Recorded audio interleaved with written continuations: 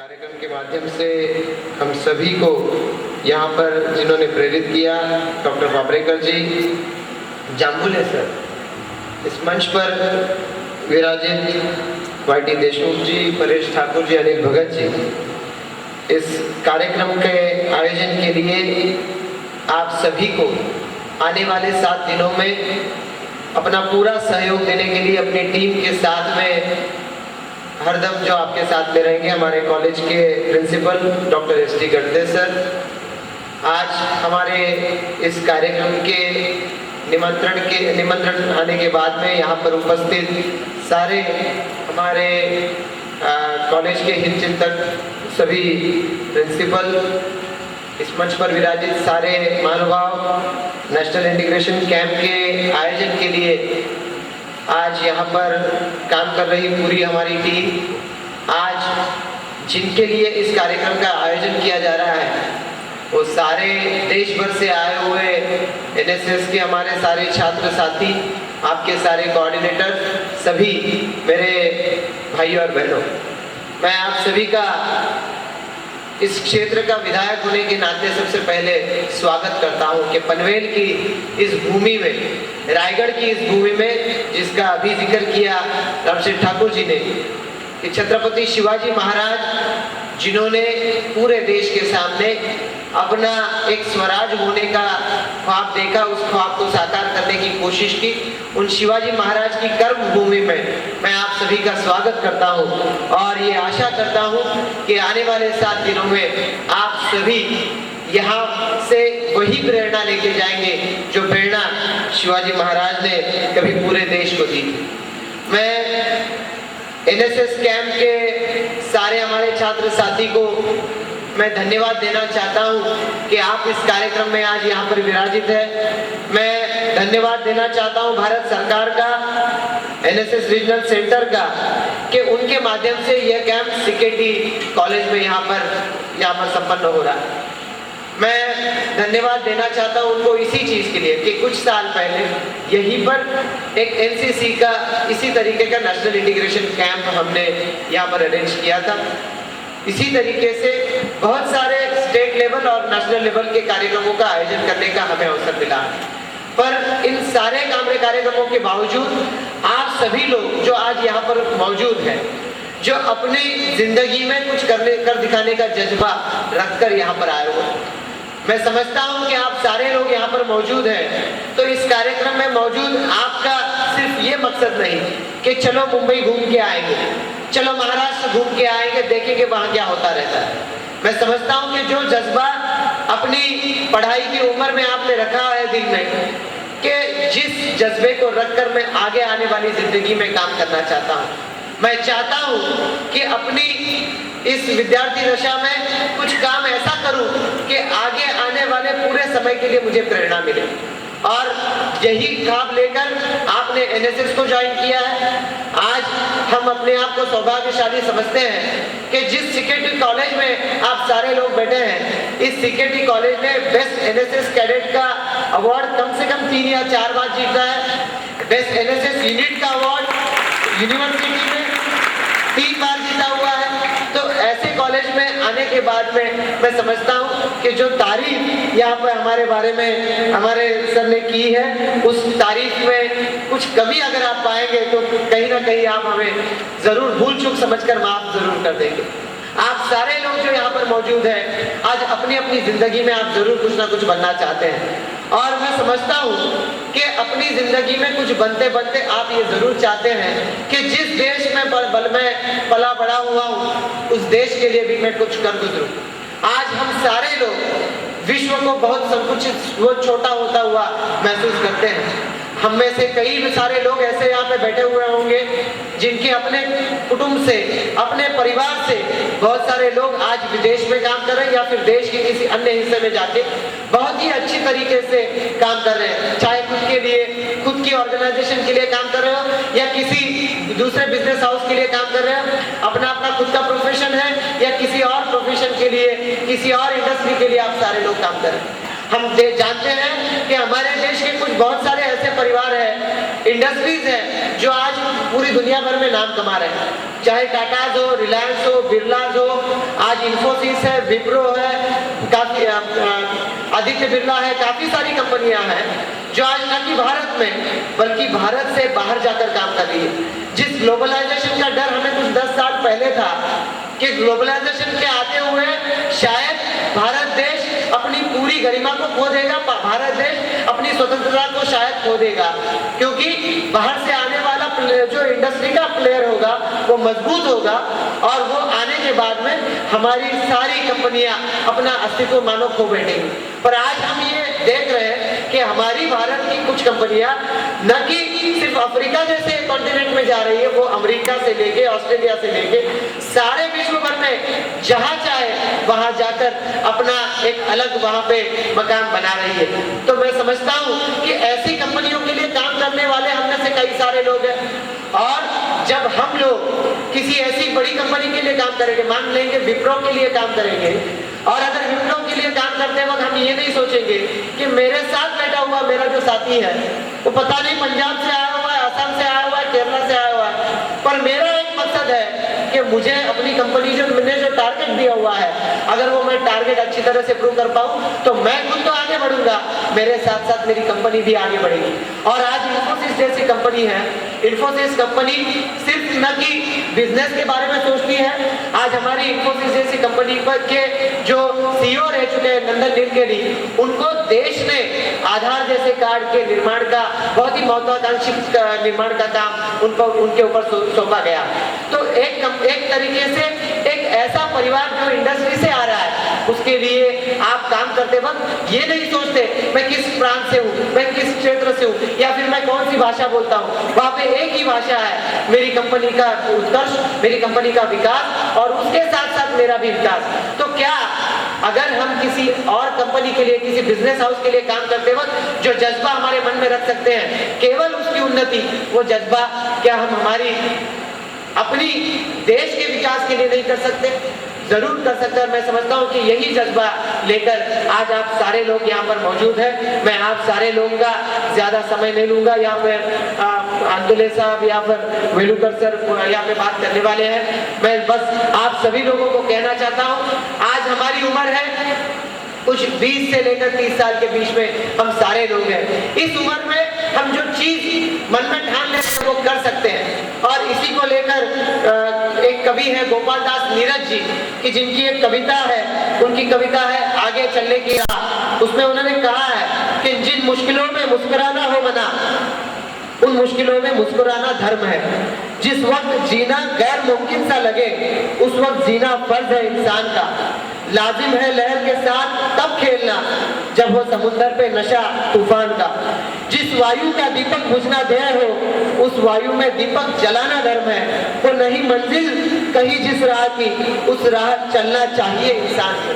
हम सारे युवा साथी आज यहाँ पर मौजूद हैं। आप सारे लोग यहाँ पर एक साथ दिन यहाँ पे न सिर्फ एक दूसरे के साथ मिलकर अपने आप को समझने के लिए आए हैं, हम समझने के लिए आए हैं उस पूरे देश को, जिस देश की अभी ये बताया गया कि 121 करोड़ से ऊपर पॉपुलेशन हो चुकी है। उनमें से कुछ लोग, चुनिंदा लोग हमें यहाँ पर आने का, एक दूसरे के साथ अपने अपने बातों को शेयर करने का मौका मिला है। मैं समझता हूँ ये मौका आप सभी लोगों को जिंदगी भर याद रहेगा, यादगार बना रहेगा। इसके लिए इस कॉलेज की ओर से, इस मैनेजमेंट कमेटी की ओर से हमसे जो कुछ भी बनना पड़ेगा हम जरूर आप सभी को सहयोग के लिए आप सभी के साथ में रहेंगे। हम अपने आप को बहुत ही खुशनसीब समझते हैं कि आप सभी लोग, देश के पूरे कोनों से आए हुए सारे लोग आज यहाँ पर इस कैंप के लिए मौजूद हैं। मैं ऑनरेबल वाइस चांसलर जी का धन्यवाद देना चाहता हूँ कि ये मौका उनके माध्यम से हमको मिला हुआ है। आप सभी लोगों को धन्यवाद देते हुए, आप सभी लोगों का स्वागत करते हुए मैं मेरा निवेदन यही समाप्त करता हूँ। जय हिंद, जय महाराष्ट्र। धन्यवाद महोदय, बेहद प्रभावशाली प्रेरणादायी वक्तव्य के लिए। कहते हैं कि जिसने सारस पक्षी की तरह भरी नभ में उड़ान, उसे ही हो सका हर दिशा का ज्ञान। ऐसे ही सारस पक्षी की तरह हर दिशा में ऊंची उड़ान भरने वाले निपुण राजनीतिज्ञ और आज के कार्यक्रम के मुख्य अतिथि महाराष्ट्र कांग्रेस प्रदेश कांग्रेस कमेटी के जनरल सेक्रेटरी, पूर्व MIC माननीय श्री मुश्ताक अंतुले साहब से कि जो दो तकरीरें हुई वो हिंदी में हुई हैं, इसलिए मैं भी वही सिलसिला जारी रखता हूँ, इसलिए कि हमारे तकरीबन सभी श्रोता जो हैं वो हिंदी अच्छी तरह से समझेंगे। तो आज के नेशनल इंटीग्रेशन कैंप के लिए हमारे चीफ गेस्ट राजन वेलुकर जी, हमारे आमदार प्रशांत ठाकुर जी, रामशेठ ठाकुर जी जो कि अभी हमारे साथ में नहीं हैं, और इस शिक्षण संस्था के अध्यक्ष अरुण शेठ भगत, हमारे डिस्ट्रिक्ट कांग्रेस कमेटी के प्रेसिडेंट घरत साहब, हमारे डॉक्टर देवी साहब, Paresh Thakur, Anil Bhagat, doctor Salunke, professor Salunke, doctor Pawarekar, Shri Jambule, हमारे नौजवान साथी। इस कॉलेज में जब भी मैं आया हूँ मुझे कोई नई चीज़ देखने को मिली है। अगर मैं इस कॉलेज में एनुअल डे फंक्शन में आया हूँ तभी कोई नई चीज़ देखने मिली, स्पोर्ट्स डे में आता हूँ तभी कोई नई चीज़ देखने मिलती है, और आज जब नेशनल इंटीग्रेशन के कैंप में मैं आया हूँ तो मुझे आज तक का जो भी अनुभव हुआ उससे ज़्यादा बढ़ के जब भी मैं आया हूँ उससे सारे अवसरों से बढ़ के अगर कोई अच्छा अवसर है तो वो आज का दिन है। मैं बहुत खुश हूँ कि मैं आज आपके इस कैंप में शामिल हो सका। डिटर्मिनेशन जब हम देखते हैं तो हमको यकीन होता है कि हमारा देश आगे चल के बहुत ही अच्छे हाथों में रहेगा। इसका मतलब ये नहीं है कि आज जिन हाथों में है वो हाथ अच्छे नहीं हैं। आज जिन हाथों में है वो भी हाथ बहुत अच्छे हैं और वो भी बहुत अच्छा काम कर रहे हैं, लेकिन हर काम करने वाली पीढ़ी हमेशा ये ऊपर वाले से प्रार्थना करती है कि उसकी आगे आने वाली पीढ़ी उससे ज़्यादा अच्छी हो। हर बाप ये चाहता है कि उसका बेटा उससे ज़्यादा अच्छा हो। तो हम आप लोगों में इस देश का मुस्तकबिल देख रहे हैं। हम देख रहे हैं कि ये देश जो है वो आप जैसे नौजवानों के हाथ में जब जाएगा तो आज जो तरक्की कर रहा है उससे कई गुना ज़्यादा तरक्की करेगा, इसकी मुझे पूरी उम्मीद है।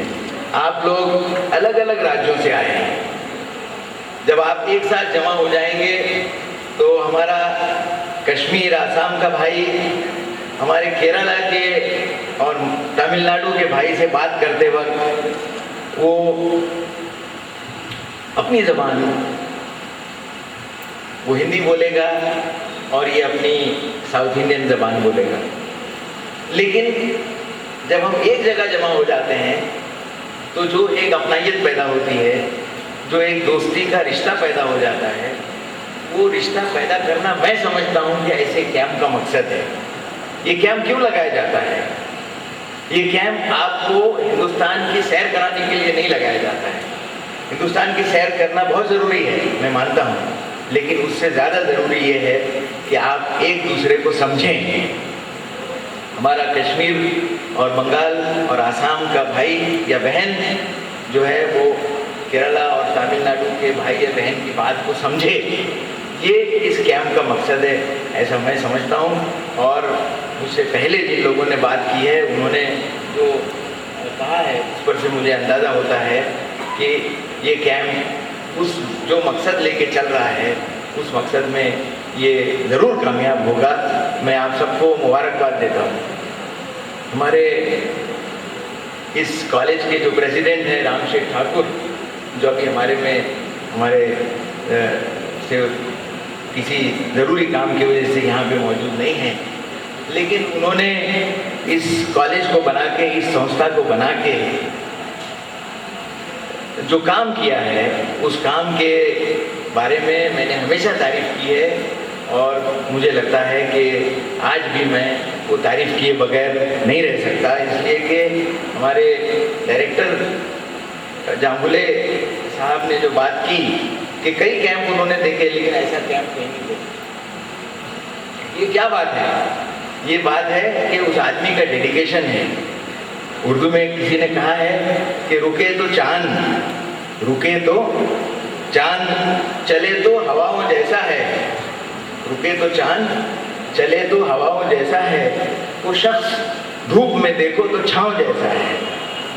ये मैं हमारे मानसी ठाकुर के बारे में मैं इसलिए कह रहा हूँ कि उनके बारे में हमेशा मुझे ये लगा कि ये कोई मामूली काम नहीं है जो वो कर रहे हैं, और मैं उनको मुबारकबाद देता हूँ। उनकी जो टीम यहाँ बैठी हुई है उनको मुबारकबाद देता हूँ। हमारे यूनिवर्सिटी के वाइस चांसलर राजेंद्र वेलुकर जी आज हमारे दरमियान मौजूद हैं। आप ये समझ सकते हैं कि इतने मसरूफ़, इतने बिजी शेड्यूल में से भी वो वक्त निकाल कर जब पनवेल में इतनी दूर मुंबई से सफ़र करके आए हैं, तो ये हमारे सब के लिए बहुत ही खुशी की बात है और हमको उनके ऊपर गर्व है कि वो हमारे दरमियान आए। हम उनकी बातें ज़्यादा से ज़्यादा सुनना चाहेंगे।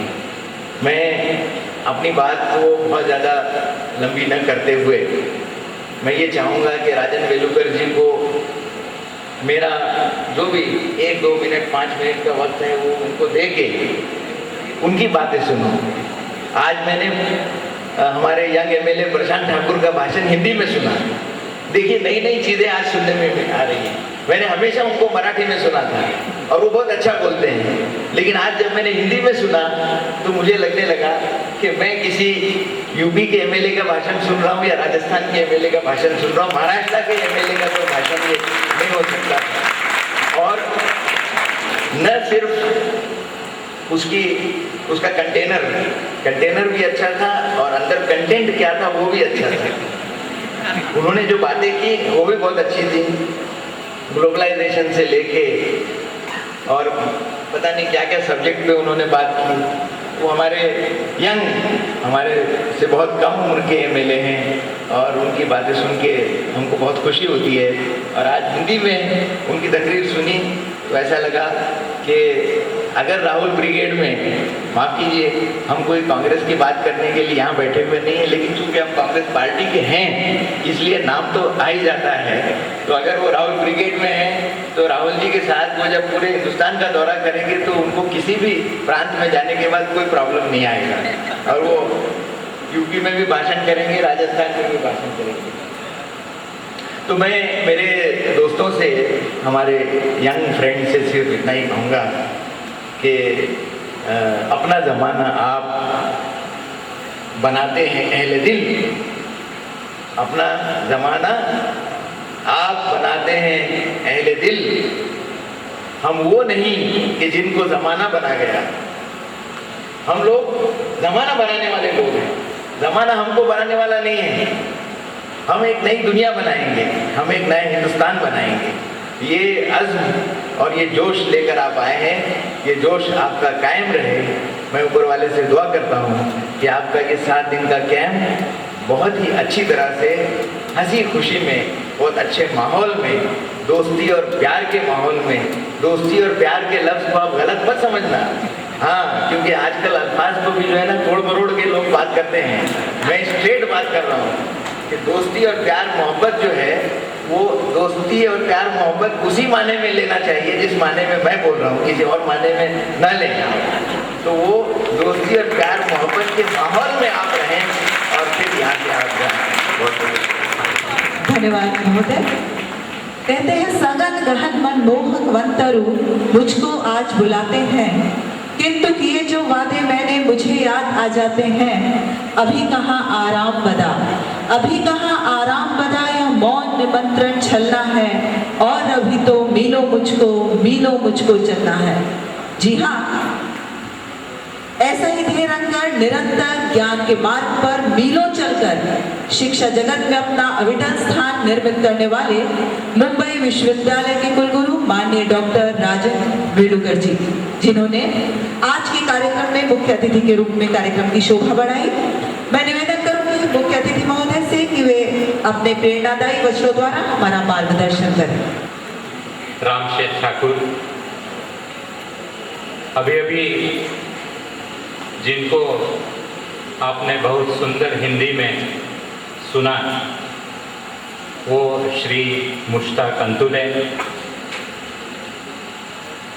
बहुत मधुर वाणी में जिन्होंने यहाँ बैठे हुए सारे छात्र छात्राओं को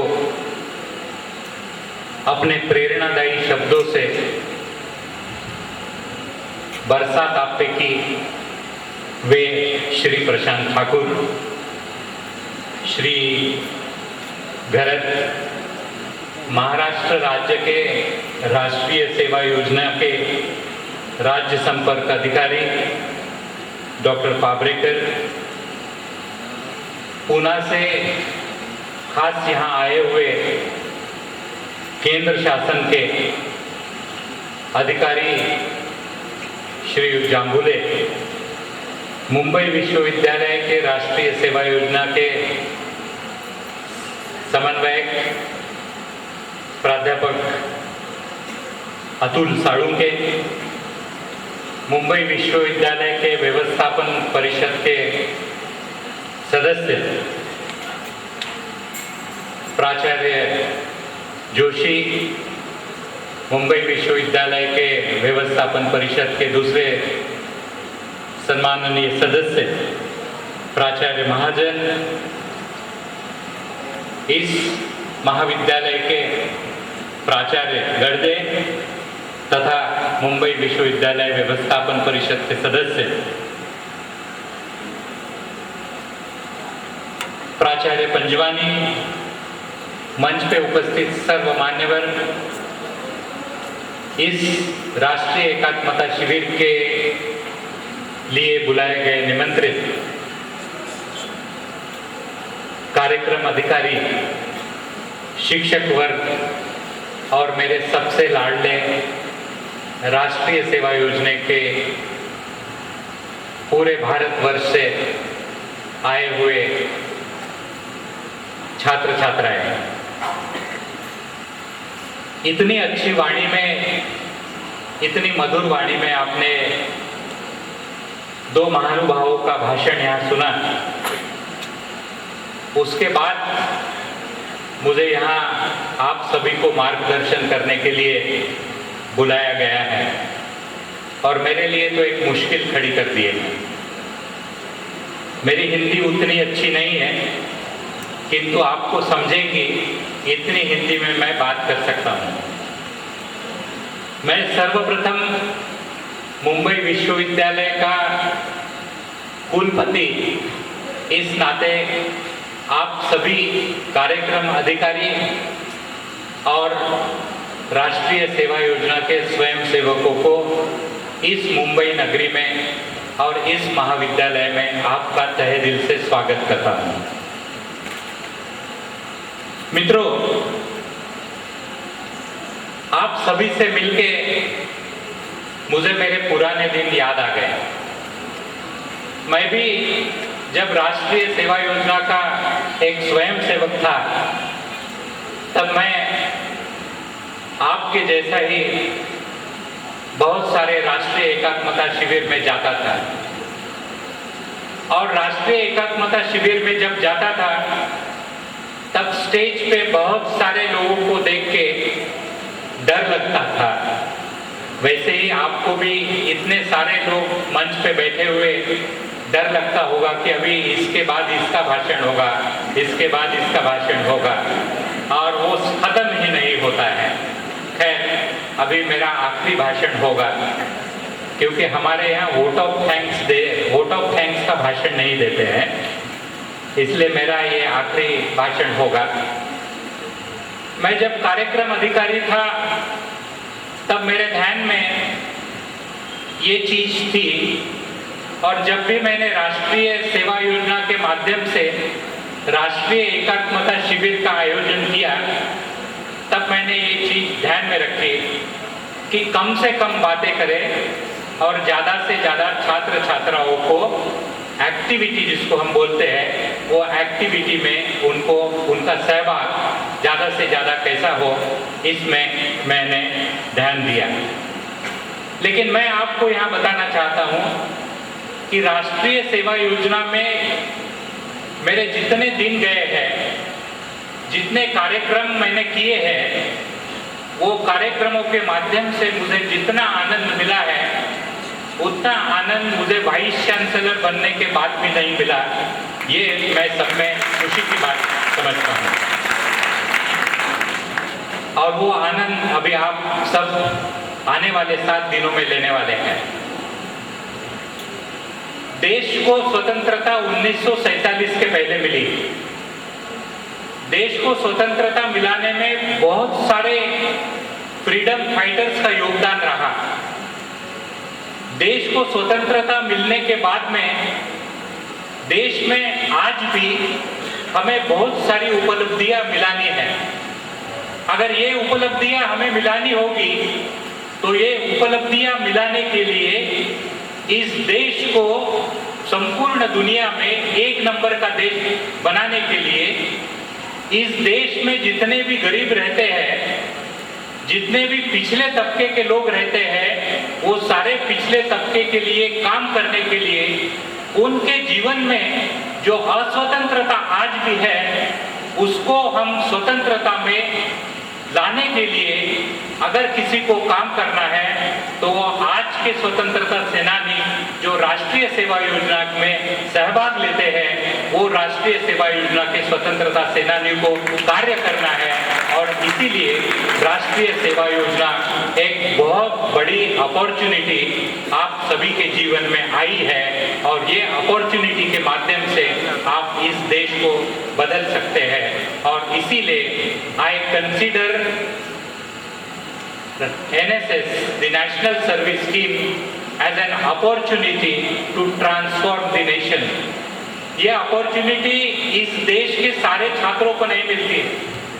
आज हमारे देश में 1 करोड़ 10 लाख छात्र छात्राएं उच्च शिक्षा में पढ़ते हैं और ये 1 करोड़ 10 लाख में से बहुत कम छात्रों को ये अपॉर्चुनिटी मिलती है जो अपॉर्चुनिटी आज आपको मिली है इस देश को परिवर्तन, इस देश में परिवर्तन लाने के लिए।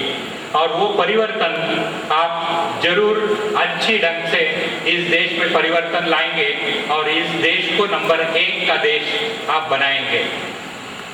राष्ट्रीय सेवा योजना 1969 में शुरू हुई, ये मुझे आपको बताने की जरूरत नहीं है।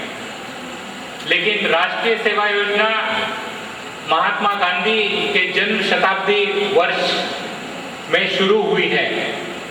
उसका कारण यह है कि हमारे देश में स्वतंत्रता जिन्होंने मिलाई है, जिन्होंने उसमें योगदान दिया है, उसके जीवन को पढ़ें, उसको जीवन को समझें और उसके जीवन के आधार पर उनके जीवन से प्रेरणा लेके हमें इस देश में परिवर्तन लाना है। और इसीलिए राष्ट्रीय एकात्मता शिविर के माध्यम से भी आपको एकत्रित किया जाता है और ये राष्ट्रीय सेवा योजना के माध्यम से ये राष्ट्रीय एकात्मता किसको कहते हैं उसको समझने का अवसर आप सभी को दिया जाता है। Friends, in Western philosophy and in Indian philosophy, what is the difference? बहुत समस्याएं हैं इस देश में।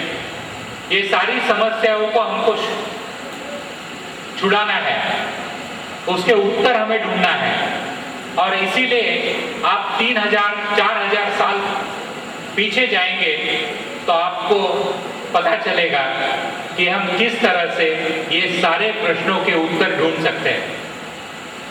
There is a difference between the Indian philosophy and Western philosophy. In the Western philosophy,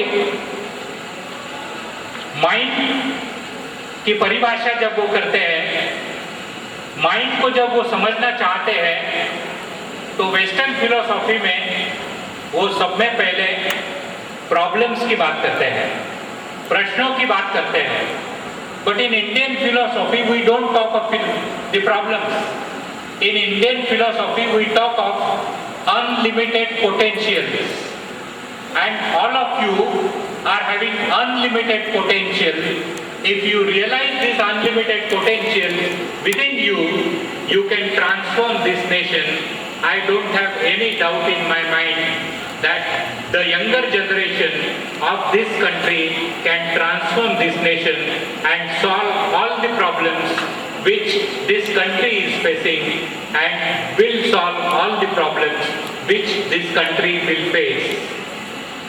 आज हमारा सब में बड़ा डेमोग्राफिक डिविडेंड क्या है? तो हमारा डेमोग्राफिक डिविडेंड सब में ज़्यादा ये है कि हमारे देश में सबसे ज़्यादा युवकों की संख्या है. The more number of younger generation means the more number of productive class in this country. हमारे देश में अगर सब में ज़्यादा प्रोडक्टिव क्लास होगा तो हम इस प्रोडक्टिव क्लास को उसका यूटिलाइज करके हम इस देश में परिवर्तन ला सकते हैं, इस देश में एक सकारात्मक परिवर्तन ला सकते हैं. और इसीलिए इस राष्ट्रीय एकात्मता शिविर का आयोजन इस महाविद्यालय में किया गया है.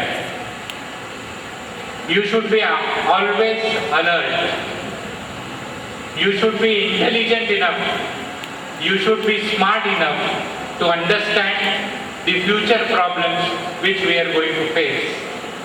And if you understand the future problems, then you will be able to solve these problems. And therefore, you have assembled here in New Mumbai, in which you are going to discuss what are the problems this country is facing and what are the problems this country is going to face, and how we are going to resolve all these problems through the energy which you have in your youth. With this, friends, I wish all of you the very best for this National Integration Camp. I am sure you are going to come to University of Mumbai. I don't know whether you are going to come to Kalina campus or the Fort campus. Both the campus. So you will love to see the University of Mumbai's Fort campus, and you will love to learn whatever new things which are going on in Mumbai University. For example, nanotechnology and nanoscience, whatever latest which we are doing in Kalina campus. If you visit that lab, you will come to know what kind of research this country needs and what kind of research which is going on through nanotechnology. And Fort campus, you will see the heritage structure which has been constructed before more than 125 years in the city of Mumbai, which is a pride not only of Mumbai, but which is a pride of this country, which you will see. You will visit the library and you will see the ancient books which are there in the library. I am sure the coordinator of University of Mumbai will take you to both these places, show the library, show the convocation hall, and show the heritage structure of University of Mumbai. And if I happen to be there, I would love to meet all of you and love to interact with all of you. With this, I thank the, I can't say the organizer, because University of Mumbai and this college has organized this National Integration Camp. But I thank the Regional Center Pune and the State NSS cell and State Liaison Officer of Government of Maharashtra for allotting this National Integration Camp to University of Mumbai and to this college. I could never thank enough to both of them for allotting this National Integration Camp to us, and I cannot forget all of you in my life for coming to University of Mumbai and giving me an opportunity to meet all of you, because I love to meet young people always, because meeting young people I also become younger by one day, and therefore I must thank all of you for giving me an opportunity to meet all of you, and I wish all of you the very best in your life. Thank you very much. Rajan Velukar, it's time to call upon my enthusiastic colleague and Chief Program Officer, Professor K. Dawde, for vote of thanks.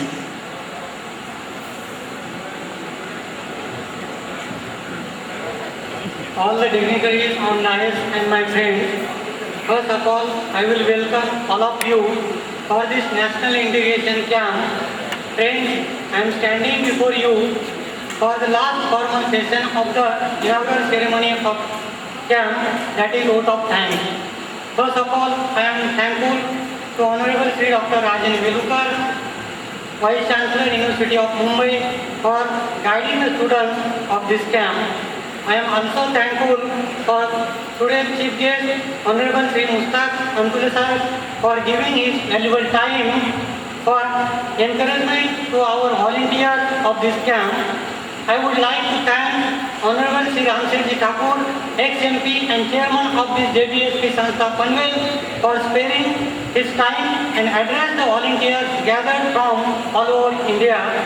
I am extending my sincere thanks to Honorable Sri Arun Sheikh Bhagat, President of JBSP Sanstha Panvel, Honorable Sri Prashant Sheikh Thakur, MLA Panvel, Honorable Sri Y.T. Deshmukh, Honorable Sri Anil Sheikh Bhagat, Honorable Sri R.C. Garat, Honorable Sri Bhakti Kumar Dabe, Honorable Principal Dr. Nanda Kumar Jadhav, Honorable Sri Paresh Sheikh Thakur, Honorable Dr. Dinesh Panjwani, Honorable Principal Mahajan, then Honorable Sri Atul Salunge, Coordinator, NSS Cell, University of Mumbai, Honorable Sri Ramesh Devkar, Honorable Sri Pramod Pabrekar, Honorable Sri Ajay Shande, NSS Regional Center, Pune. Now let me be thankful to Honorable Sri M.S. Jambule Sahib, Assistant Program Advisor, NSS Regional Center, Pune, for giving the opportunity to host this camp in our CKT college and providing all types of cooperation for the successful organization of this camp. I will give my sincere thanks to all the program officers and participants of this camp to come from different states of our country. I am very much thankful to my principal, Dr. S.C. Garde, for providing all types of assistance for this camp. I am saying few words about him. I have never seen such type of person who is taking active part in every activity. Sir, I am proud of you. Last but not least, I am thankful to my teaching and non-teaching staff and all my religious volunteers for organizing this National Integration Camp. Thank you. धन्यवाद sir. और सभी रसिक प्रेक्षकों को विनम्र अभिवादन करता हूँ और आप सभी का इस गीत गंगोत्री कार्यक्रम में हमारे महाराष्ट्र में चांगू काना ठाकुर महाविद्यालय की ओर से तहे दिल से स्वागत करता हूँ। आज हमारे यहाँ पर पूरे भारत देश से विविध राज्य के राष्ट्रीय सेवा योजना के विद्यार्थी राष्ट्रीय एकात्मता कैंप के लिए इकट्ठा हुए हैं। उनके स्वागत के लिए हमने इस शानदार कार्यक्रम का आयोजन किया है। वैसे आप तो जानते ही हमारा भारत देश विविध कलागुणों से, परंपराओं से, संस्कृति से भरा हुआ है। उसी प्रकार हमारा ये महाराष्ट्र भी विविध परंपराओं से और संस्कृति से खिला हुआ है। हमारे यहाँ इस महाराष्ट्र में अलग अलग जाति के, अलग अलग धर्म के लोग इकट्ठा होकर, एकजुट होकर अलग अलग उत्सव मनाते हैं, नाचते हैं, गाते हैं। आज इस कार्यक्रम द्वारा हम आपको पूरे महाराष्ट्र की सैर कराएंगे। कहते हैं कि किसी अच्छे कार्यक्रम की शुरुआत भगवान का नाम लेकर, भगवान को याद कर करनी चाहिए। हमारे महाराष्ट्र में यानी मराठी में उसे नांदी कहते हैं। तो चलिए भगवान का नाम लेते हैं और इस शानदार कार्यक्रम की शुरुआत करते हैं। तो लीजिए, आपके सामने पेश है इस कार्यक्रम का पहला नृत्य।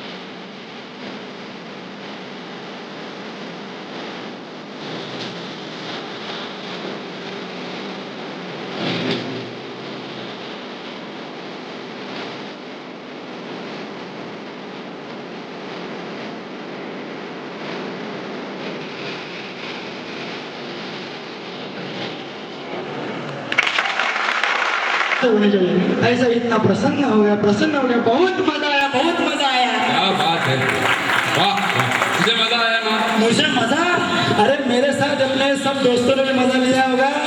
न डरेंगे उमार ललकारी जीवा।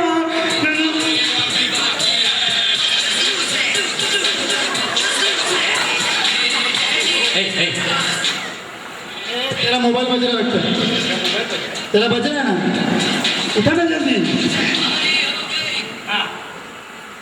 हेलो।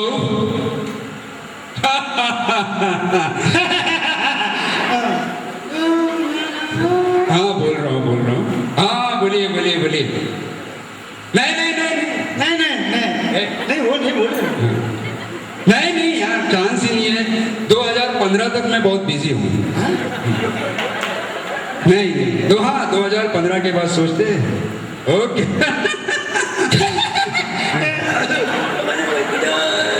किसकी गोली लो, किसकी चोट करो। अब रखता हूँ मैं। हाँ। अरे वाह वाह वाह वाह वाह, हाँ। इसका बोलता है आंसू। तेरे आंखों में मैं आंसू नहीं देख सकता मेरे दोस्त। आंसू नहीं आ रही यार। अरे आशु का फोन था। कौन आशु? आशुतोष। कौन का आशुतोष? आशुतोष गोवारीकर।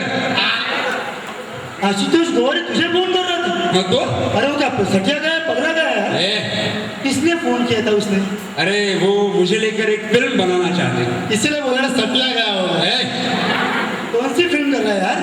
नई फिल्म है, नई कंसेप्ट है, बहुत ही बढ़िया कंसेप्ट है। नई फिल्म है? नहीं कुछ नहीं है। तू तो बोला नई फिल्म है। नहीं मतलब न्यू ब्रांड फिल्म है, न्यू ब्रांड कंसेप्ट। रॉकस्टार? नहीं रॉकस्टार नहीं, फिर थकान।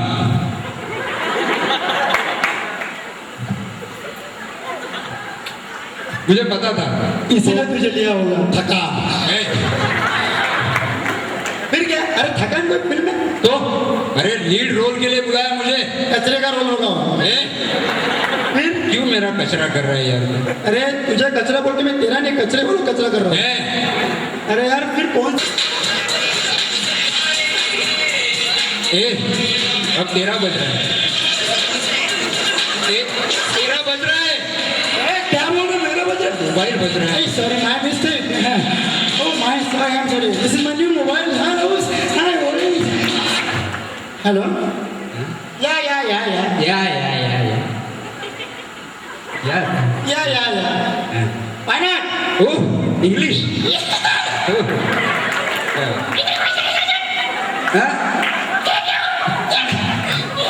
लगता है गर्लफ्रेंड का फोन था। गर्लफ्रेंड नहीं यार, तो काम धंधा है मुझे, अभी तक गर्लफ्रेंड नहीं है सर। हाँ वैसे किसका फोन था? इसका फोन नहीं था, पूछ। किसका नहीं था? इसका फोन आया था, उसका पूछना है। मुझे पता नहीं किसका फोन आया था। किसका आया था?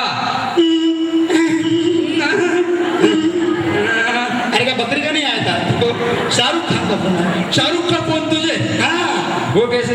वो कैसे मतलब? वो भी एक फिल्म बना रहा है, मुझे लेना चाहता है। तुझे? शाहरुख फिल्म में ले? हाँ। मगर है शाहरुख बौखला गया। कुछ भी क्या बोल रहा है? क्या? शाहरुख मुझे लेने वाला है, फिल्म में लेने वाला है। वो मैं अलग किस्म का रोल है। कौन सी फिल्म कौन सी है? कौन सी फिल्म? हाँ तुझे नहीं पता? नहीं। 3 नॉनसेंस। बराबर। नॉनसेंस के रोल के लिए इसे ही तो लेंगे ना, और किसे लेंगे? अरे पगले, मेरे लिए कौन नहीं किया था उसने? तो तेरे लिए किया था। मेरे लिए? हाँ। शाहरुख मेरे? शाहरुख तेरे लिए कौन? हाँ। कौन तेरे लिए है? मेरे लिए? तेरे लिए जमाना तेरे लिए। बस ऐसे तेरे लिए फोन किया था यार। अरे ये फोन- नॉनसेंस के रोल के लिए तुझे जो चुनेंगे यार। वैसे यार तुझे नहीं लगता कि हम लोग काफी टाइम से सिर्फ मोबाइल पर ही बात कर रहे हैं? अरे यार जिंदगी में मोबाइल नहीं रहेगा तो क्या होगा यार? वही तो हुआ है, आजकल आदमी की जिंदगी में सब मोबाइल से जुड़ गया है, पूरी जिंदगी मोबाइल से जुड़ गई है। पता है, यहाँ गए मोबाइल, है मोबाइल है, वहाँ गए मोबाइल। कहाँ पे मोबाइल है? देखो भाई सबका मोबाइल चालू है। मोबाइल बंद कीजिए यार। इधर अपने इतना बात कर रहे हैं, आप मोबाइल से कर रहे हैं, आप भी मोबाइल से के वो तो शूटिंग कर रहे हैं हमारा यार मोबाइल से। हाँ यार। फोटो खींचना, मेरा फोटो खींचना। तो शाहरुख मेरा फोटो खींच रहे हैं। फोटो ही खींच रहे, शादी नहीं कर रहे। फोटो खींच रहे तो अरे मुझे लगता नहीं कि आदमी की दिन की शुरुआत ही मोबाइल से हो रही है। हाँ यार, 4 बज गए, अभी पार्टी है, अभी बाकी है। हाँ। 4 बज गए। रात को पार्टी करते हैं, फिर सुबह उठ नहीं पाते। हाँ। अरे सुबह नींद से उठ नहीं पाते वो। हाँ वो फिर मोबाइल में अलार्म लगाना पड़ता है। अरे हाँ। ये पता है महाराष्ट्र में आज भी ऐसे कई गांव हैं हाँ। जहाँ पर लोग मोबाइल से नहीं उठते, फिर वासुदेव इन्हें उठाने आता है। मतलब सीधा उठाने मतलब नींद से उठाने आता है, नींद से जगाने आता है। नींद देखो, मुझे लगा तुम्हारे उठाने का वासुदेव। हाँ अरे वो अपना गली का, अरे मुझे पता है वो आते वो मेरा बचपन का दोस्त है वो छोटे। वो वासुदेव अलग है।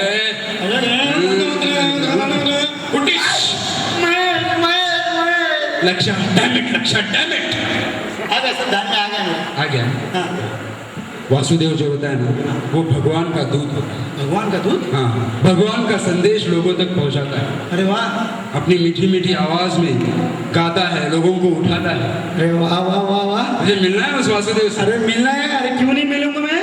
अरे मैं सुबह सुबह आता हूँ, सुबह सुबह उठने का तकलीफ लेता हूँ। मेरी बीवी चिल्लाती रहती है, यहाँ पे लात मारो वहाँ पे लात मारो, बहुत तकलीफें सहन करनी पड़ती है। आगे से मैं वासुदेव के इससे उठूंगा, हाँ। गाने से।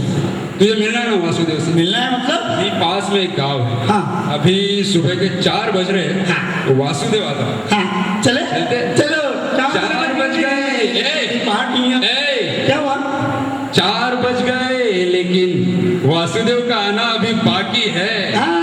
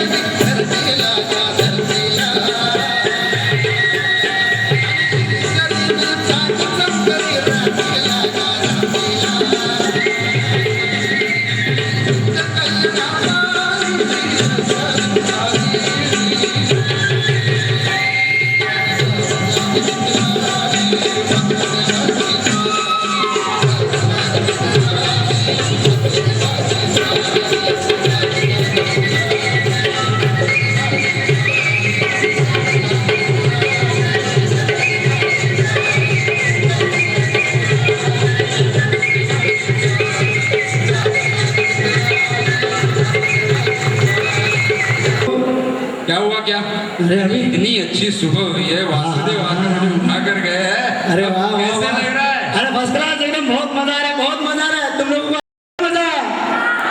अरे वाह वाह, इनको भी मजा आ रहा है। दिन की शुरुआत इतनी अच्छी हुई है। अरे अभी क्या होगा मालूम है? क्या? दिन की शुरुआत अच्छी होगी तो अपने काम भी बहुत अच्छे हो जाते हैं। क्या बात? और काम बहुत अच्छा होने लगा तो उसका पैसा भी ज्यादा मिलता है। हाँ। तो मैं सोच रहा हूँ मैं ऐसा करूंगा। क्या बैंक डाका डालेगा बैंक? अरे वैसा नहीं यार, मैं अपना वो, क्या चाकू घुसेगा? अरे वैसा नहीं यार, मैं वो अपना, तो क्या काटेगा? अरे नहीं यार, मैं अपना, अच्छा बंदर बनेगा। अबे बंदर बंदर नहीं बनूंगा यार। मैं बैलों को लेकर खेती करूंगा। खेती करेगा तू? हाँ खेती करूंगा। तू खेती करेगा? हाँ यार, क्यों यार, खेती करूंगा यार। हल चलाएगा तू? हाँ हल चलाऊंगा यार। क्या बात है दोस्त, आज तुझसे गले मिलने को दिल चाहता है। अरे फिर मिलना है। वाह, वाह। Thank you. क्या बात। तुझे पता है, मुझे बहुत अच्छा लग रहा है कि तू किसान बन, हाँ हाँ, क्योंकि आज हमारे इस देश को किसानों की जरूरत है। पूरी दुनिया में हमारा ये भारत देश कृषि प्रधान देश माना जाता है। 72% कृषि प्रधान देश। फिर भी इस कृषि प्रधान देश में किसानों की क्या हालत है? किसान रोज मेहनत करता है, खेती करता है, हल चलाता है, लेकिन बेचारा नसीब का मारा कर्जे में डूबता चला जा रहा है और कर्जे की वजह से आत्महत्या कर।